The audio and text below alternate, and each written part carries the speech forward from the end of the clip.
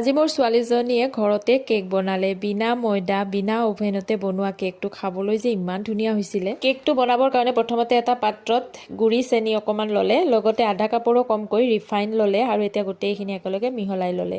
চেনিৰ পৰিমাণটো নিজৰ ইচ্ছা অনুযায়ী ললে হ'ল, যোনে যিমান চেনি খাই ভাল পায় সেইমতে। আৰু এতিয়া একাপ গাখীৰ দিলে ইয়াত। এইবাৰ সেইটো কাপেৰে একাপ আটা দিয়া হ'ল। আৰু যদি কিবা কাৰণত আটাখিনি দিয়াৰ পিছত অকমান পনীয়া টাইপ হৈ থাকে তেতিয়াহ'লে আৰু অকমান দিলেও কথা নাই। এইবাৰ মিশ্ৰণখিনিত এচামুচ কোকোৱা পাউডাৰ, লগতে এচামুচ বেকিং পাউডাৰ আৰু লগতে আধা চামুচতকৈও কম বেকিং সোডা দিয়া হ'ল।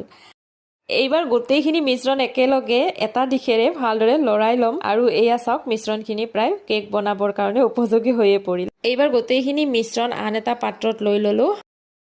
আনফালে এটা কুকাৰত নিমখ অকমান দি গৰম হ'বলৈ দিয়াই আছিল আৰু এইবাৰ ষ্টেণ্ড এডাল দি মিশ্ৰণৰ পাত্ৰটো কুকাৰত বহাই দিয়া হ'ল আৰু কুকাৰৰ ঢাকনিখনৰ হুইচেলটো গুচাই ঢাকনিখন লগাই দিয়া হ'ল।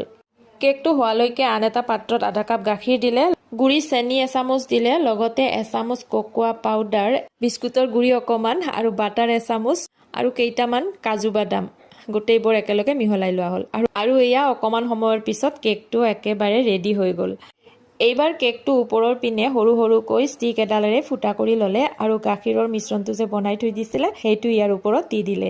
ছোৱালীজনীয়ে প্ৰথমবাৰৰ কাৰণে কেক বনাইছিলে, কিন্তু খাই এনেকুৱা লাগিছিল যেন তাই কেক সদায় বনায়ে থাকে। ইমান ধুনীয়া সোৱাদ ভৰা হৈছিলে। আপোনালোকে কেকটো কেনেকুৱা দেখিলে জনাবলৈ নাপাহৰিব আৰু যদি ভাল লাগিল লাইক এটা কৰি দিব। আৰু যদি কোনোবাই নতুনকৈ মোৰ ভিডিঅ' চাই আছে অনুগ্ৰহ কৰি মোৰ পেজটো ফ'ল' কৰি দিবলৈ নাপাহৰিব। আজিলৈ আহিলোঁ, বাই বাই।